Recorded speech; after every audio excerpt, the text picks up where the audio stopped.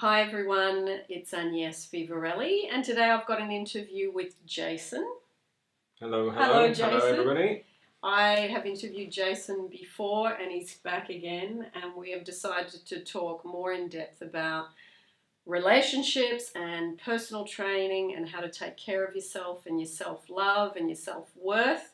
So, Jason, thank you for coming and being interviewed today. Absolute pleasure. Pleasure to be here. So, I'm going to jump straight in because so many people want to know about relationships. Yes. And why they're not getting it together. Now, I know you come from the physical and the mental, and you've done study and work on both of those subjects. Yep. So, can you talk a little bit about, to start, with what you know, how can people improve their relationships? What's the first sort of things that they can do? Well, I'd say the first step is self-worth and self-value. And within psychology, it's kind of that internal locus of control. It's that, what have I got to control? What can I control? What are the externals? The externals, obviously, for example, in a relationship, is the other person is external. And sometimes, so be who you are and know who you are in order for that other person to be able to also get a baseline. And I think what people do when they first meet each other, obviously they're always in that honeymoon period, they're always putting on that best, front of stage, really. But it's to remember who you are, not to go overboard to impress, to create someone else, but to actually know who you are, so that other person can create that baseline from that and have that self-worth. And it's keep focusing on what you do. Yes. So if you have got a hobby, if you have got a structure, there's that 80-20, that 20% negotiation, but that 80% of, right, what do I do? Because that person initially is attracted by that. Yes.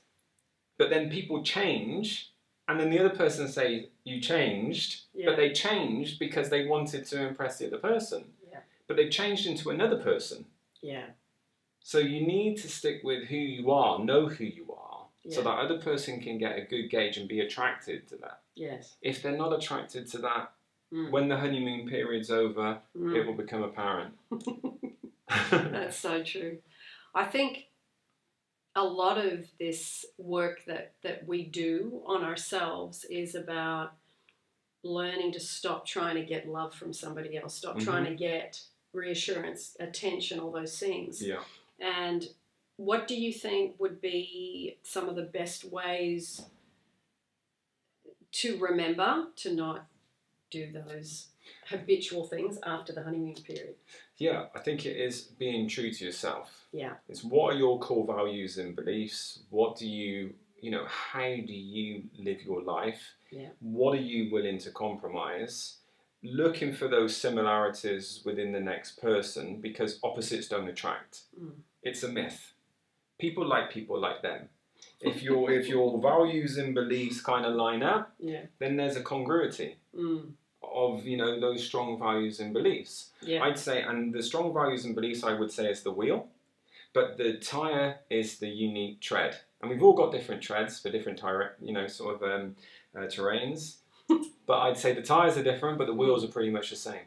If you can match those up and you can get that congruity of values and belief, especially values, then I'd say if there's sometimes when you meet somebody and there's this one thing, the one thing that you don't like, but you'll put up with it. There are your yeses and your nos, and I think if a red flag of a no pops up, really pay attention to that. I mean, crikey, I'm probably going to get shot for saying this, but if I find someone attractive, it's because they're a non-smoker as well. That's just me. That's just me. And I know that, so if I meet somebody and you could go, wow, crikey, they're this, they're that, and they match. I don't want to change that person. Yeah. I don't want to get with that person and compromise that no for the smoker. For me then to later on down the line go, I really don't like the smoking side of things, and so I'm going to get them to stop. Yeah. I'm going to change them. Yes. Yeah, you know what? They might go, I'll quit. But then there's going to be that element of resentment because they've stopped for you, not for them. Yeah. That's one of my... And I've been criticised for that, saying, I can't believe they could be everything. But so really, if they smoke, That's just my preference. Yeah. You know, if you smoke, you smoke. You know, that's what know people do. But for me, that's one of my red flags. You know, I might have people on the screen screaming at me now, going, "I just," you know. But that's just an example for one of mine. I'm just being honest. Yeah, and I think it's important that when we have preferences like that are deal breakers, that you see the warning signs and then you say, maybe not for me, or, you know, you have a conversation about it or something. Yeah. And I think if people think about what they eventually break up over, it's probably one of those no red flags that they had at the start. Yeah. That you know, that's what I find, because otherwise, why would you break up? Or you find out about one of the red flags that they hid at the start. Yeah. Like smoking. Yeah, it could be that. It could be in secret. Yeah, exactly. Yeah. You know, because then that's a lie. Yeah. And if it's a lie, then there's no trust. And if there's no trust, then you've got nothing. That's true. And it does come down to people's preferences. You know, I know a lot of people who are non-smokers who go out with smokers and, you know, and all the rest of it. And that's fine. And they go, yeah, you know, it's no big deal for me. So it's not a red flag no for them. Yeah. So you get on fine. Yep. I think it's important. Communications and communicating about what goes against your values. And like you said, that's one of yours. You've got to work out what yours are, and you've got to actually be honest with yourself about them. That's right. To then be able to communicate with somebody else. Okay. So, I want to ask you a few other questions.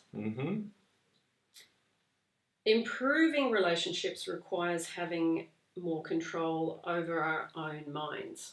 Yes.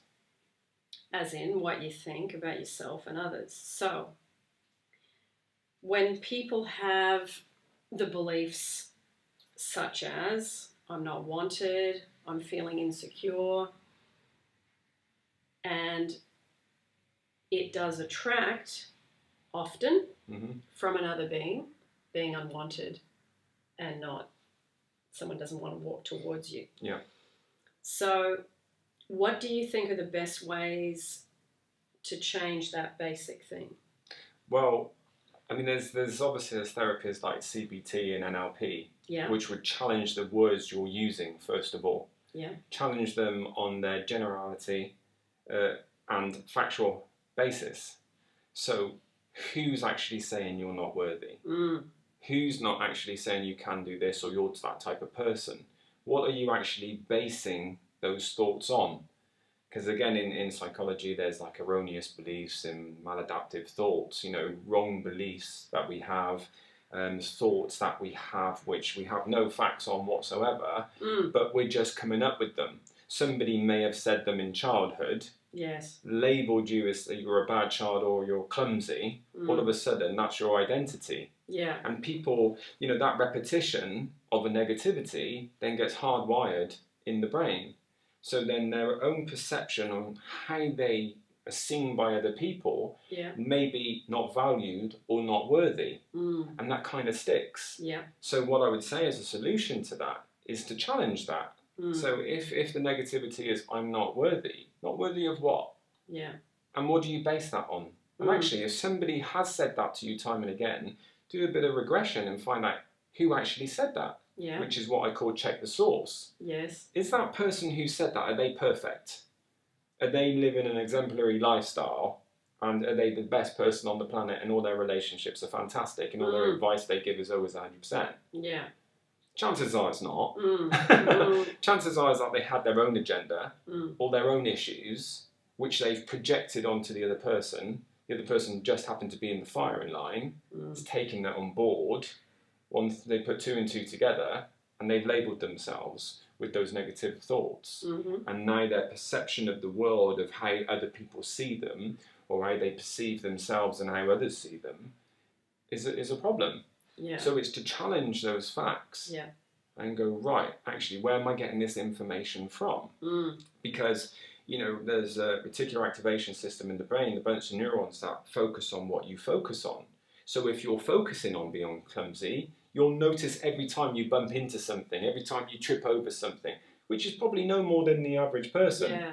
But however, you're always focusing on that. So therefore, it's like starting the day saying, oh, it's going to be one of those days. Well, chances are it will be one of those days then, because you've already, it's a self-fulfilling prophecy for the rest of the day. It is. It's almost like coming back to relationships. When people start off in a really good relationship, and they go, yeah, but this isn't going to, it's too good to be true. It's too good to be true. And then they have this self-fulfilling prophecy of, it can't be right, it can't be right. They're then on to the other person to get them to try and justify, you know, their love towards them and everything else. And because it's not coming tenfold, you know, 10 times the amount that they want, yeah, I was right. Yeah. And then for the safety in the brain to actually lead towards the negative, for that negative prophecy, for it actually then to have a negative final effect of that other person leaving, they then can say safely in their brain, I knew that was going to happen. That's I knew that was going to happen anyway. I could see that. And they go back to their safe place. Yeah. Because now no one can hurt them because they're on their own again. Yes. Yeah. So it is checking out, Yes. you know, from the start, right, where are these thoughts coming from? Why am I thinking this way? Who has told me these things? Yeah. And dismantling it. That's right. Yeah. Yeah. I like your were they perfect? Are they perfect? Yeah, I like how you took it that step further to sort of really look at not just who said it, but behind the statement. That's right. Who's the person living? Yeah. What kind of life are they living? What kind of? So yeah, I think it just dismantles the whole power of the thing, because it is big in our heads. When we've had these statements for a long time, if someone said that to you for a long time, you think it's real, and then you paste that onto the relationship, the next person, and you actually create stuff where there was nothing to create. It wasn't there in the beginning. That's right. But you got the ball rolling, and then you made a mess of it. And you can unmake a mess if you know this stuff. You can, that's right. I always, you know, I say, you know, you've got bad wiring. Yeah. We just need to rip it out and put some new wiring in there. Yeah. You know, rewire it with some updated, Yes. you know, because everybody needs a rewire every now and then. Yeah. Let's either scramble those neuronal patterns, you know, break them down, because they are based on cause and effect. You know, the stimulus, pause, response. Yeah. You know, and so they get a stimulus. Obviously, it goes into our schemas in our brain where we pigeonhole things for our own safety, and we see something, we go, right, well, it must be that then. Immediately. Yeah. You know, where these judgments come from, which is insane. But repetition does become recognition, unfortunately. And I think too, it's like you interpret something through that old lens, and then you blame that person for what has come towards you. And they didn't cause it, and they can't cure it. But all your energy and your focus goes, I've got to tell them how I feel. I've got to make them see. I've got to make them change. Yes. Where it's all begun with you, and it all has to be unraveled by you. To realize that they are just the hologram.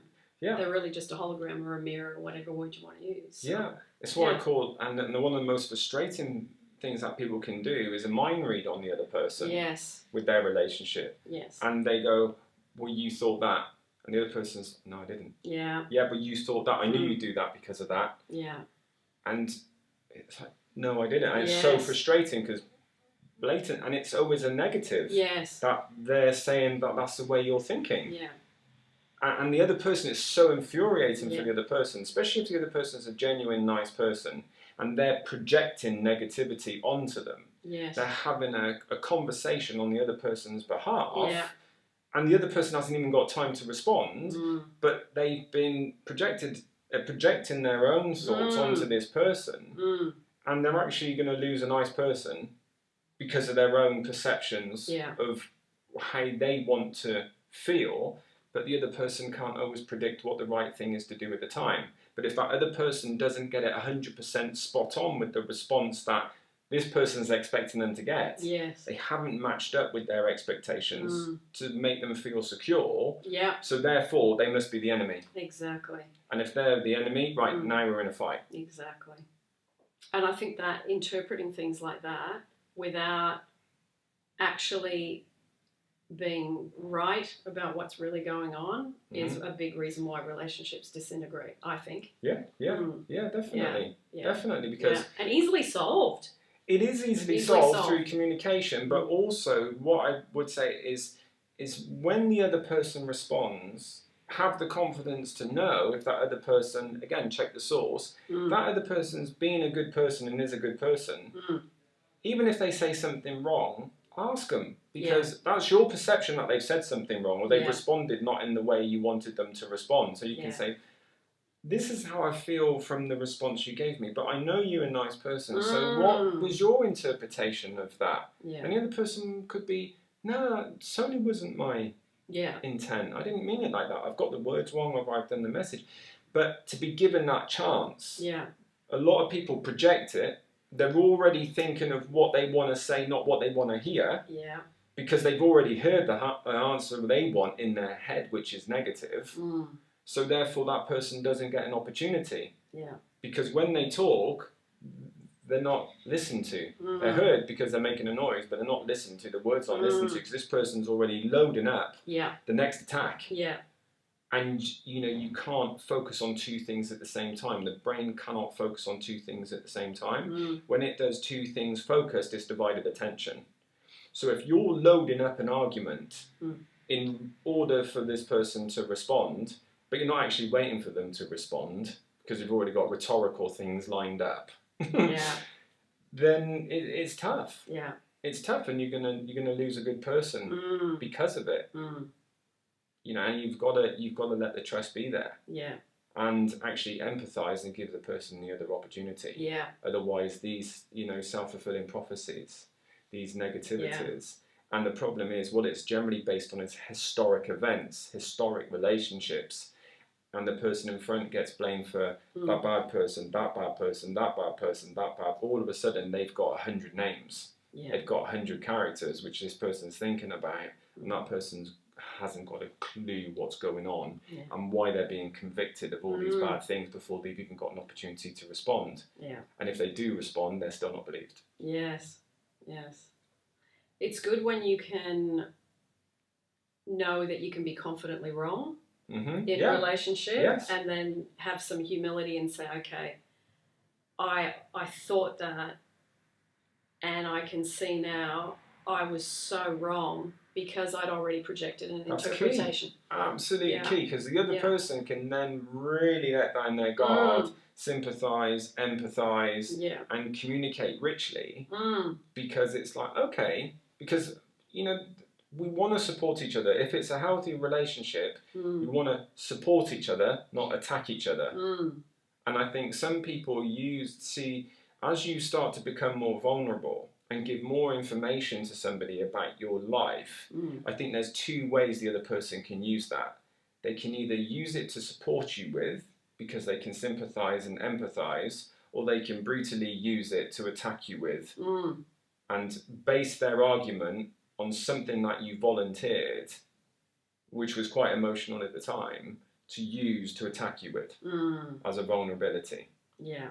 And I think that's what the difference is between, two types of relationships with giving information out of historic events.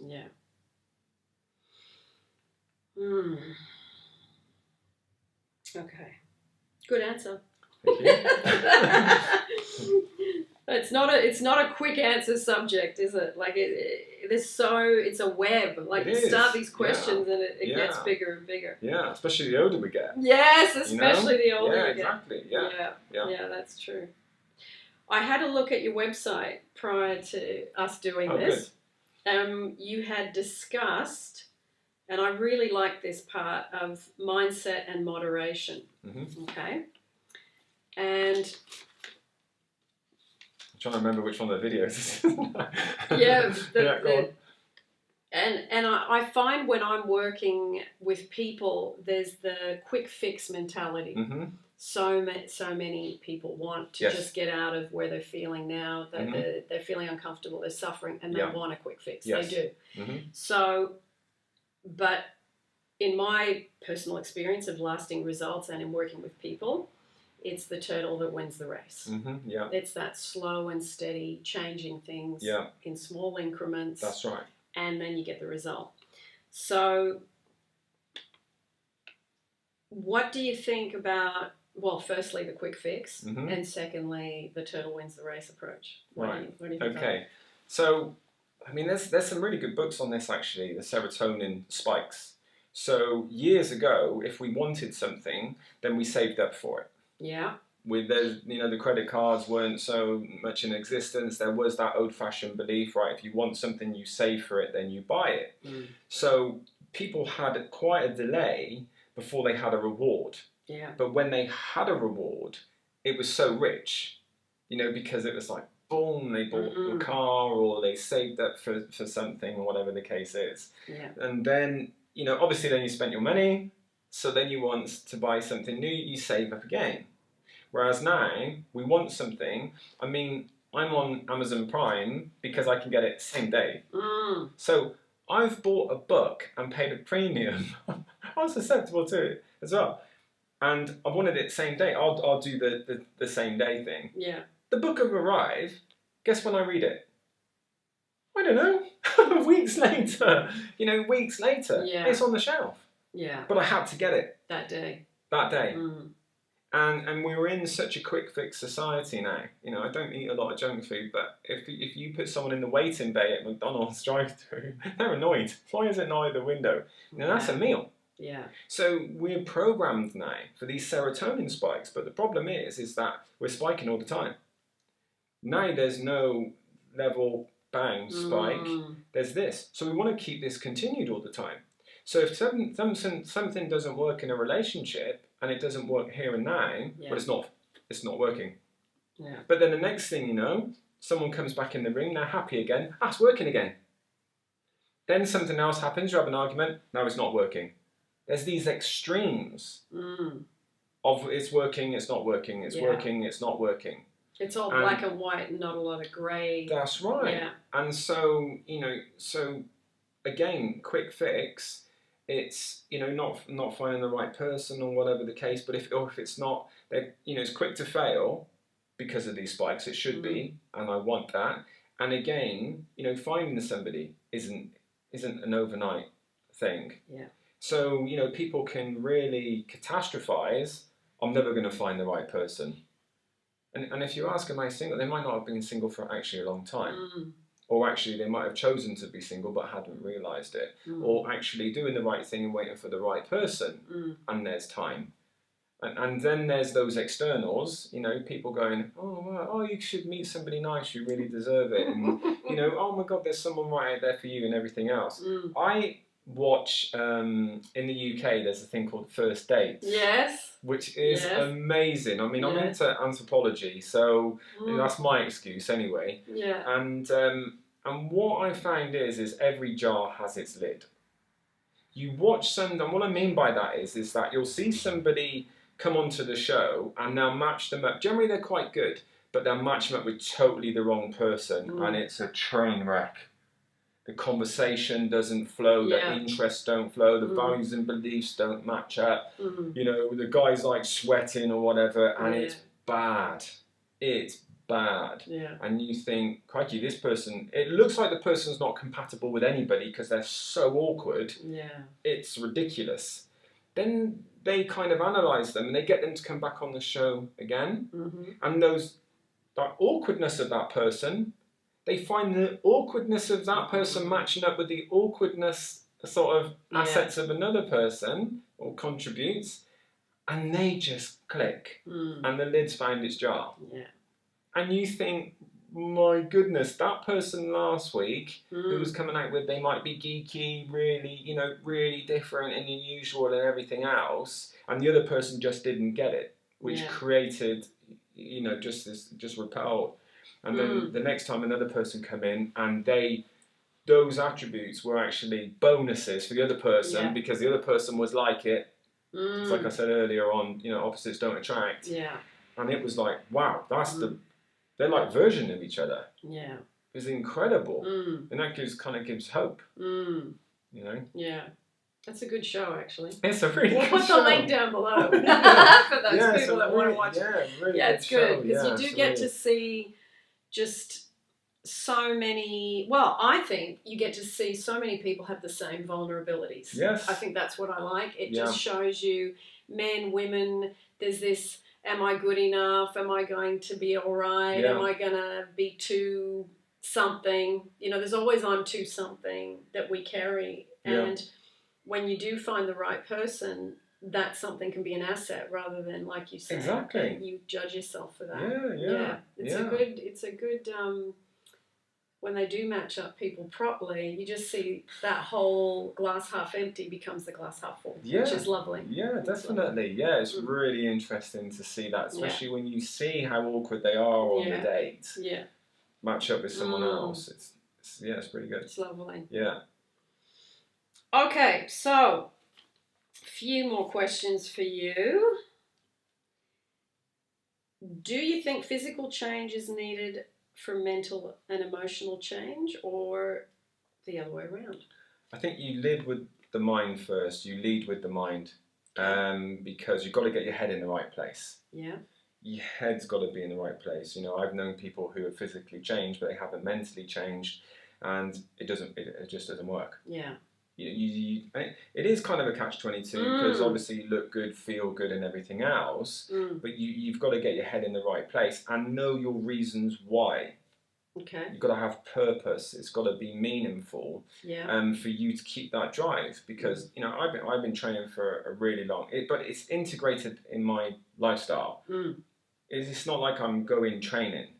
It's just what I do.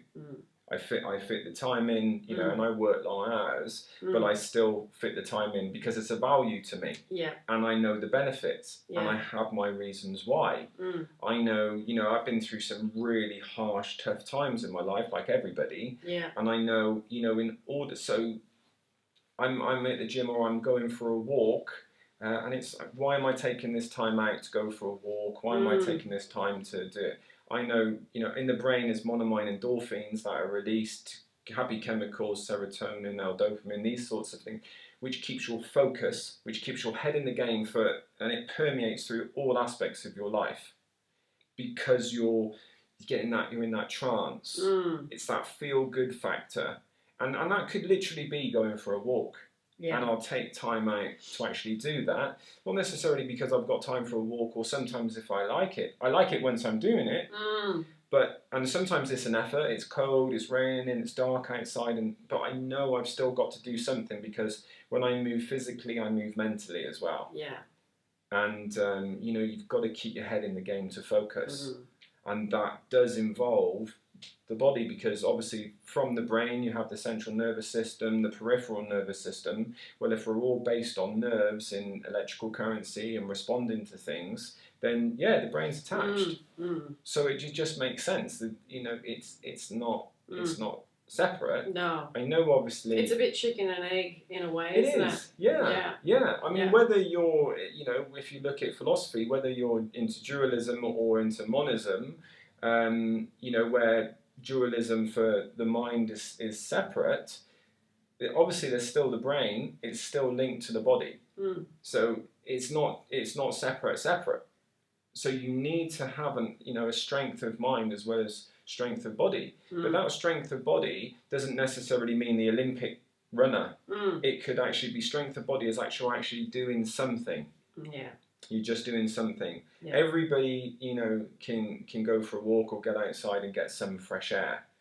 That's where the strength of body comes for me, because it's also strength of mind as well. Yeah. It's not necessarily going to the gym. There's, you know, it's very few people I actually train at the gym. There's most people that we go for a talking walk. You know, when we get outside, we go for a walk, and you know, and we get the thoughts out the head. Yeah. That's the majority of what I do.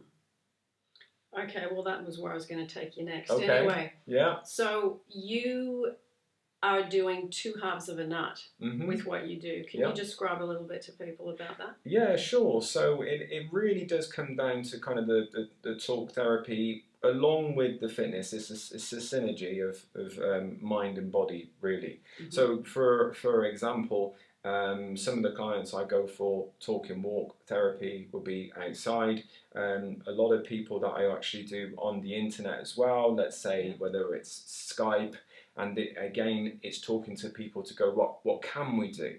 Getting the chatter out the head of what, and it all permeates into people's relationships, because you take yourself everywhere you go, and you take your strength of mind where you go. Yeah. And you know, when I'm communicating to people via Skype, it's like, okay, what can we do? What can we progress with? Whether it is, you know, the nutrition side of things. And again, when you mention nutrition, or you mention any sort of, you know, dietary requirements, people automatically think, you know, veg, salad, dried chicken, you know, and I'm not like that. I kind of, right, where are you now? What could you improve on? So one top tip I've got is a lot of my clients drink wine. Yeah. So they love wine because it's context dependent. Obviously they like the taste of it, but they like the environment as well. So when someone thinks of, right, I want a glass of wine, it's because they're thinking of getting home, going on the sofa, putting their feet up. It's relaxed fun time. Yeah. Or they're going to meet their friends. Again, it's relaxed fun time. So is it actually the wine? I know people are screaming at me now, yeah, it is the wine. Or is it actually everything that it represents? So, and it is calorific because it's pure sugar. So how can we work with that? Because I'm not going to tell anybody to stop drinking wine. So I just say, right, have a glass of wine, followed with a glass of water. Have a glass of wine, followed with a glass of water. Because what you're doing is you're attaching a good habit to another habit. And that then repetition is recognition. But what it does is it scrambles up the cause and effect, stimulus, response. Yeah. Because now you're having to think. Because normally when you drink, you know, there's a number of times you drink something you really like and you look and it's empty. You think, I can't remember drinking all of that. So you're in a trance. And so, you know, so we're breaking that trance by having a glass of water. And that way it's bringing a conscious awareness to it. You're still having your wine, don't worry about that. But now you're having a glass of water as well. So you see simple tips, and I find out, you know, create something bespoke for people of, right, how do we improve health? Because if we're improving health of body, we're improving health of mind as well. Okay. Yeah.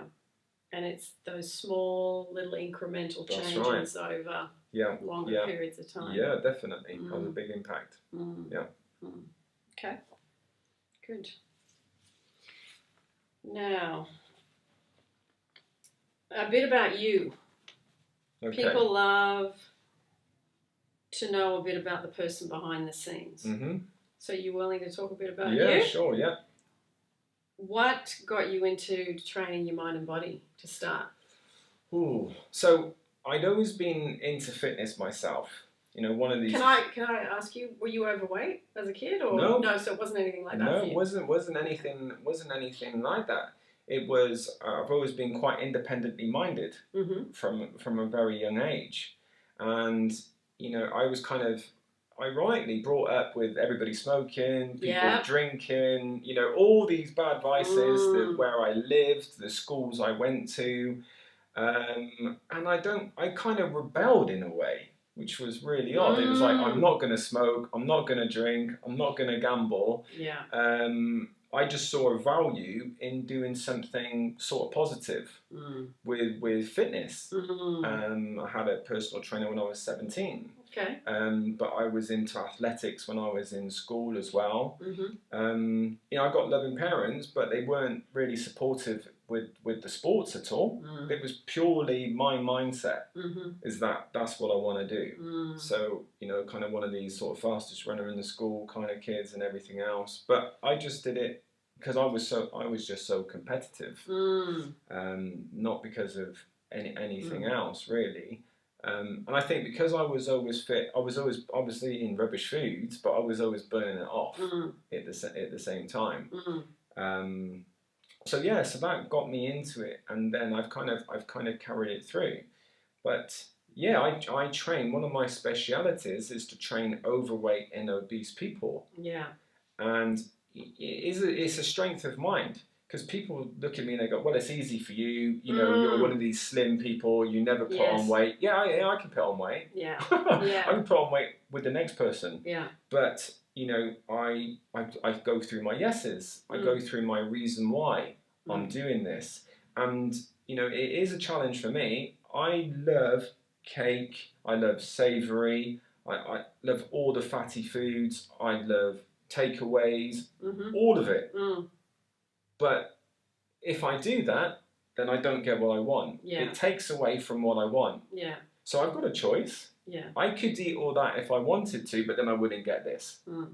But do I still have burgers taken? Yeah, of course I do. But I just have them in moderation.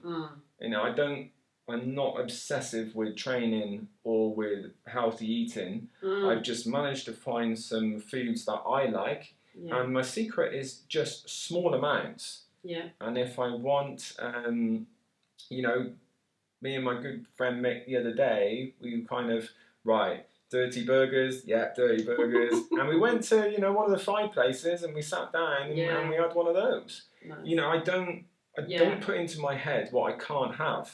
Because once you put into your head what you can't have, you're focusing on what you can't have. Now you've got cravings. Yeah. No, I can have it if I want to. If I want to, yeah. But then, you know, if I have too much of it, it's going to take away from what I want. And the thing is, I really pride myself on practice what you preach. Yeah. If I was really, really overweight and I couldn't suppress my appetite for those cravings, how do I tell someone else how to do it? And I suppose that's also one of my reasons why. Because, you know, that's the reason for, you know, Fit is 50 is because now I'm just a year and a bit off of 50 now, and I've managed to go all the way through getting a balance of how do I intertwine this into my life? How do I have a healthy mind and a healthy body? How do I keep that core strong? And I think getting to that age and still having those values, you know, I think, yeah, sure, I can pass on information. I think I've kind of got a right to pass on information to people because, you know, I am congruent with my actions and my words when I say, look, let's do this, this and this, let's try this, this and this.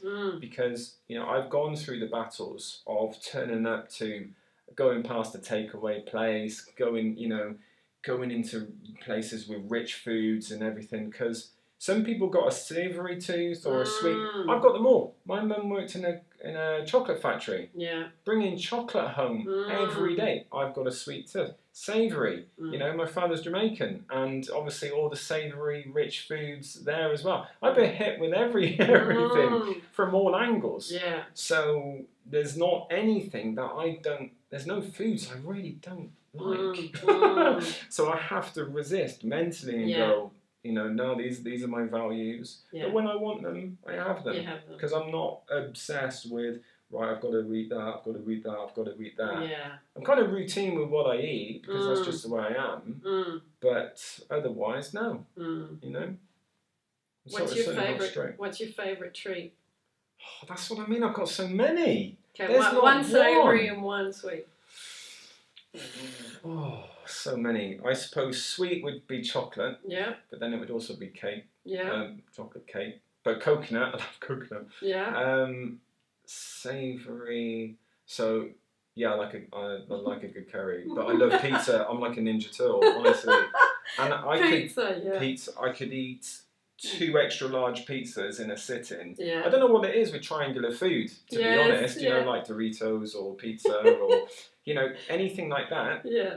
Those samosas. I can just eat so much and keep eating and eating and eating. Like I said, 2 extra large pizzas don't touch the sides with me. Yeah. Yeah. So I can't keep away from this. Yeah, pizza's a good one. I love the pizza. Me too. Oh, well, good. It's good, I think, because when you're doing this kind of work and you're helping other people, I think when people know those little things about you, because I think people can judge by how you look. And like you say, people go, oh, yeah, well, it's okay for you because you don't put on weight. It's like, well, hang on a minute. You've made an assumption about me. That's right. Just because I look like this doesn't mean I can't get to over there. I put in effort to be how I am today. Yeah, and lead by example. Yeah. It is to, you know, well, it is to lead by example. I think if I don't have the right to tell people I had to Absolutely. be mentally strong and physically strong. Yeah. If I've not lived those experiences, if I don't take on, and they're daily challenges as well. Yeah. You know, the stresses are daily challenges. Yeah. You know, the temptations are daily, the path of least resistance mentally and physically. Yeah. Because the body wants to preserve energy. Yeah. That's its ultimate goal. So, you know, if it can get you sitting on the sofa all the time and eating food and taking on more food, i.e. energy, it will have you do that. But then I think, you know, the difficulty for it, because when I appeared on that Sky One TV show with the guy who was, you know, massively morbidly obese, I don't think, you know, when he got to the end and he was kind of upset with what he was being told, you know, quite strictly by somebody, criticising, I think some people, they just don't have the answers. I think it's not because they don't actually want to do anything about it. It's because they haven't got these simple, easy, dot-to-dot instructions of what can get them out of the situation that they're in. And I think because the leap is so big with some people that are telling them, right, so you've got to cut all these things out, you've just got to eat chicken and, you know, dried chicken and salad for the rest of your life, and you've got to go to the gym 7 days. It's too big a jump. And what happens is they're all enthusiastic at the start, they do 1 or 2 days, which feels like a lifetime. Then they quit, because we talk about the quick fix society. All of a sudden, they haven't got into a size 10 or 12 or whatever in one session, because it's going to take a while. But because it takes a while, then there's failure. When there's failure, then there's shame. When there's shame, there's depression. You know, when there's frustration, there's anger. Then there's rebellion. And it's, well, this is me anyway. So, and then there's the safe place, which is the food. You know, and it just keeps doing that. And people, they do these yo-yo diets because they fail. Then they put more weight on than when they started. And it goes round and round, and then they get into shape, they go overweight, they get into, you see it with all the celebrities. In shape, out of shape, in shape, out of shape. Well, where's the consistency? And you know, because there are always extremes. There's no, how do we thread this into life? How do we make these habitual patterns that we just add simply each week? And it might be drink some more water each week because it's a good fat burner. You know, drink the water between the wine, or you know, if it is dairy, reduce the dairy a little bit. If it is biscuits, let's have a biscuit with lesser calories than the biscuits you normally have, but taste very similar. There's an accumulation of adjustment. But small adjustments. And you know, you take step by step, eventually you will reach the top of the mountain. But you don't just jump to the top of the mountain in one leap. But if you're taking one step at a time, eventually you're going to get there. I agree. And I think when you take that slow and steady approach, you get so much more mileage out of it. You start to see results. And then you're not doing all this New Year's resolution stuff. That lasts for a month at the most. That's right. Because the habitual patterns that go into people's mindset, there's no real empirical evidence to say it's going to take 30 or 60 days. These things are myths as well. Everybody is individual. Everybody is different, based on how much value they put on to the end result. It's not, right, we do it for 30 days and then we've got our patterns. No, the next person could be 60 days, the next person could be 90 days, the next person could struggle for a year. You know, but that again, you know, is another myth. And that thing to not compare yourself That's right. to the next guy who got it faster than you. Because That's what I see a lot is people get very discouraged. Well, that guy did it in so much time. What's wrong with me that I can't? And it's like, there's nothing wrong with you. You're just working at your own pace. And that's okay. And you're always going to get extremes, say on Instagram or on the internet, where you're always going to get extremes because I know there's this one gym that gets people unrecognizable. I think it's in like 90 days. Unrecognizable. But the sustainability on that, it's not possible. It's too extreme. They can't constantly uphold the lifestyle.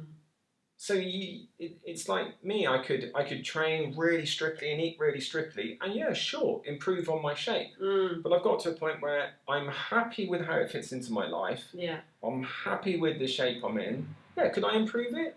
Yeah, of course I could. I think they asked the wealthiest man on the planet, what would you like? And he said, I want what everybody else wants.